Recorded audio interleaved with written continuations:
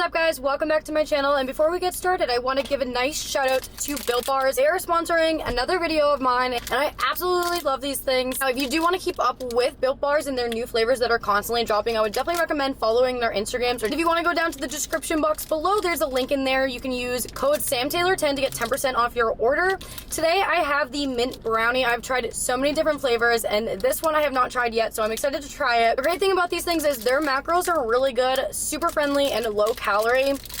For the mint brownie, there's only 130 calories and 17 grams of protein, which is really good. So let's give it a taste test. Oh my goodness, it smells so good. Are we kidding? Okay, ready? We're gonna take a bite. Yup. Wow. Okay, so it is currently like 2 o'clock in the afternoon.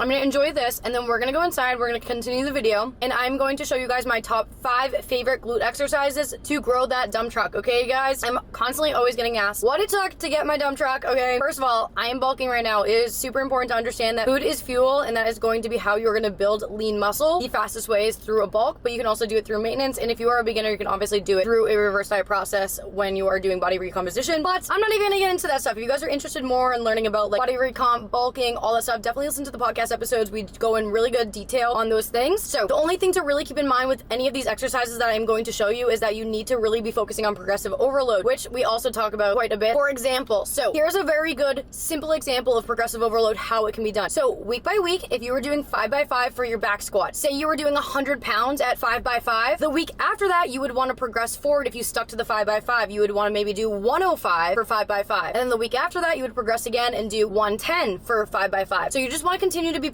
progressing forward. I'm not going to say that it has to be done every week. It can be 2 weeks before you jump to the next week, or it can be 3 weeks before you jump to the next week. Realistically, someone is not going to be stronger the next time they go back to the gym every single time. So it's totally normal if you are stuck at a certain weight for a little while, but definitely consider applying progressive overload so that way you do not have a constant plateau. So without further, let's get into this video. I'm going to be doing videos with myself, also voicing over a lot of these exercises. So let's get into it. All right, besties, first up is the back squat, and by no means are any of these in a specific order for any reason. When you approach the bar, you're gonna wanna put your thumbs on both ends of the grip. Then when you're going under, you wanna think of your traps being a bookshelf for the barbell. That's why you see me kind of struggling around to get comfortable. And then for your elbows, you're gonna wanna lock those in nice and tight. This is how you're going to activate your back. And I'm just gonna pause the frame right here to kind of show you what it looks like from the back angle. It's right on top of my traps with my elbows locked nice and tight. Now let's get into the actual movement of the squat. Okay, so what you're gonna wanna do, you'll notice I take a nice deep breath, I engage my core, and I start to go down. The goal here is to obviously get at least parallel or below parallel. Now a great tip for engaging your core is acting as if someone is going to punch you in the stomach and you're about to brace for impact. It is also very important to make sure you're paying attention to your knees, pushing them out every time you are going up. A good trick to allow yourself to push your knees out is pretending like you're standing on top of a paper towel and you wanna rip it apart. From the side view, you'll notice that you also want to keep the bar path in a straight up and down line. One thing that is completely dependent on your hip mobility is going to be your foot placement. Do whatever works best for you. I prefer a little bit of a more wide stance. Next, we are moving into the barbell RDL, other known as the Romanian deadlift. You're going to want to approach the bar and grab it from shoulder width apart. And to get the actual weight up, what you're going to want to do is shrug your shoulders back and just lift. The movement you are doing here is pretty much the conventional deadlift. This movement is definitely over-intimidated. It's pretty simple. Basically, what you're gonna wanna do is, again, bring the bar up and down in a straight line. You're gonna wanna do a slight bend in the knees and the hinge of the hips. Go as low as you can until you start to feel that stretch in your hamstrings, and then to go back up, you are just going to hinge your hips forward. You'll notice I'm also never squeezing my glutes at the top, keeping full tension in my hamstrings and glutes. Now, the biggest thing to take away from this if you are struggling with the hinge of your hips is pretending like there is a wall behind you and you just want your butt to slightly tap the back of the wall. That cue has helped me tremendously with getting my RDL form down. But let's get into the next one, and that is going to be the sumo deadlift. You're going to want to approach the bar a little bit differently with a bigger stance, having your toes facing 45 degrees out. When grabbing for the bar, your grip is going to remain shoulder width apart. You're going to want to take a nice deep breath and act as if someone is going to tickle your armpits to create that back tension. And as far as the lower body goes, you're going to want to continue to hinge at the hips when you are moving up and down, while also pushing your knees out and keeping a straight back. And then for your grip, you can do the double over or the mixed grip. I prefer the mixed grip. And then from the side position, you'll notice that you want to keep your back straight and your spine neutral with your neck. If it's going to help you, what I typically do is I will find a spot to look at that is around 5 feet away from me on the ground. The same thing with the paper towel can also be put into effect for the deadlift. You want to just kind of act like you are spreading the ground. Next up is going to be the hip thrusts. I love these things. My gym actually has a hip thrust machine, but I'll show you guys how to do it with the barbell. This is something where you do it over time. You'll definitely find a good place where you get comfortable with placing a bench on your back. I like to place it a little bit under my upper trap.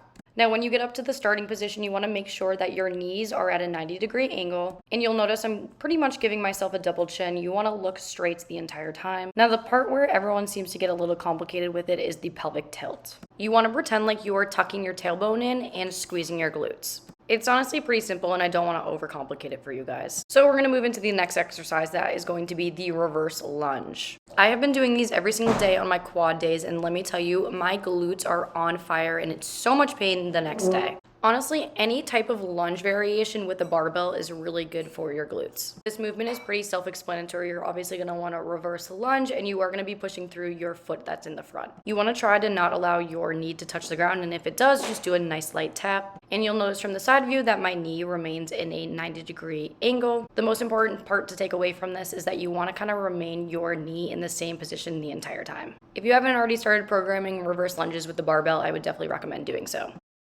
Alright guys, just like that, we are back in my car. I'm not gonna lie, I went to the gym so late to film this video and I'm sweating. It was so packed. I don't know if you guys could tell by the angles that I was filming from, but it was very hard for me to get like good angles with not a lot of people in there. I need to put this chapstick on. The weather has dropped tremendously here in Texas, and working out outside and then like some days inside is like really messing with me. I feel like I'm gonna come down with a cold at some point because when I work out I get a really stuffy nose.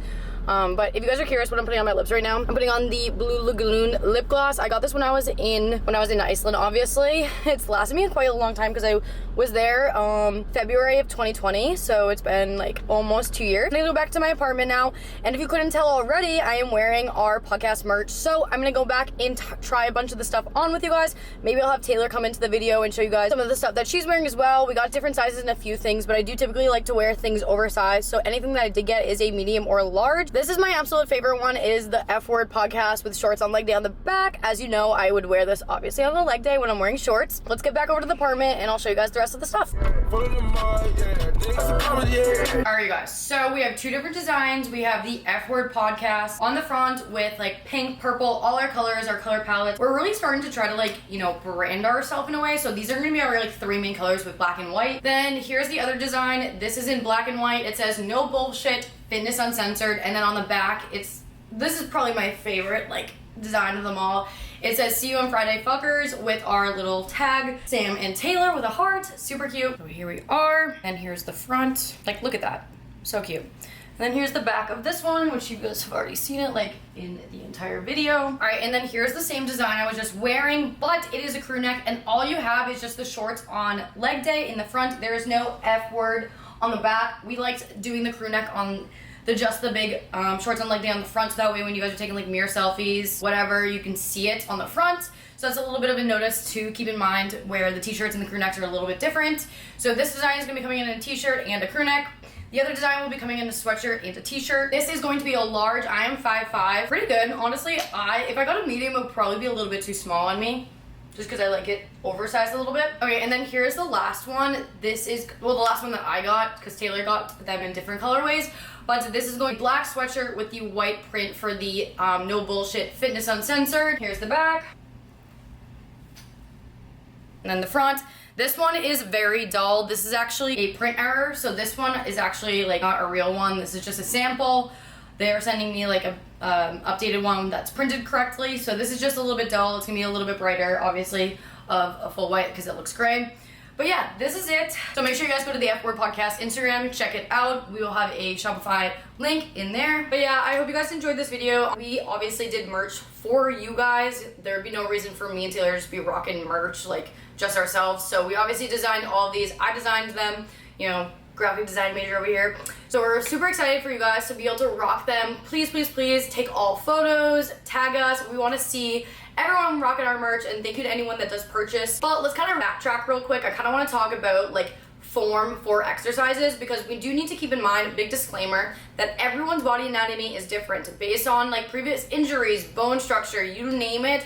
You are going to be needing to perform a specific exercise the way your body is going to need to do it. So, for example, the back squat, I like to do low bar. You might want to do high bar. I do low bar because I have a shorter torso, longer legs, and it's going to be easier for me to get further down with my bar path with a low bar squat. For anybody that is like, has bad hips, whatever, you name it, maybe a more of a sumo stance on the back squat is gonna be for you. Maybe a more narrow stance for the back squat is gonna be more for you. It is totally up to you. It takes a few months to maybe even years for you guys to actually like develop a good form that works for you. The most important part is obviously going to be that your bar path is going to be going up in a straight and down line for your back squat, for the RDL, for the sumo deadlift. That is that. Big disclaimer, I always want to put that out there. If it works for you and you feel comfortable with it, go for it. Don't feel like any type of exercise for form is going to be a literally textbook way to do it. It's up to you how you feel comfortable doing it. Just make sure you're obviously not going to injure yourself, and there's going to be a big difference between ego lifting and pushing to near failure, okay? That's another thing I want to keep in mind too, is if you're doing bad form for like 8+ reps, then maybe you're ego lifting, you need to drop the weight. But if you are doing bad form for like the last like 2 to 3 reps, that just means you're really pushing yourself to near failure and you're struggling to get that weight up or down. So that's something to keep in mind. But if you are like ego lifting and you are going through the entire set with completely shitty form and you're recruiting other muscle groups in order to move that weight, then maybe reflect on what you're doing, take a step back and work on form, because you don't want to injure yourself, you don't want to be recruiting other muscle groups, and you really want to be focusing on what should be being worked while you're doing that exercise. For example, these exercises were for your glutes, hamstrings, quads, like pretty much your whole lower body, because they are compound movements in a way. But it is important that like a prime example is going to be like the bent over row. If you are shrugging like a ton, you're gonna be recruiting your shoulder, and you don't want to be doing that. So dropping the weight to really focus on like the mind to muscle connection in your back. So that's just something to keep in mind. But I hope you guys liked this video. Please make sure, if you are still watching, to go down to the video and like it. Leave a comment, show some love. We want to push this video out to as many people as possible, and I appreciate you guys. Make sure to subscribe, and I'm so excited for the next video. I probably will be doing a 10 favorite upper body work exercises too as well, but that will probably be next month, because I do have a lot of my videos already pretty much lined up for the next month or so. So love you guys, and I'll see you in the next video.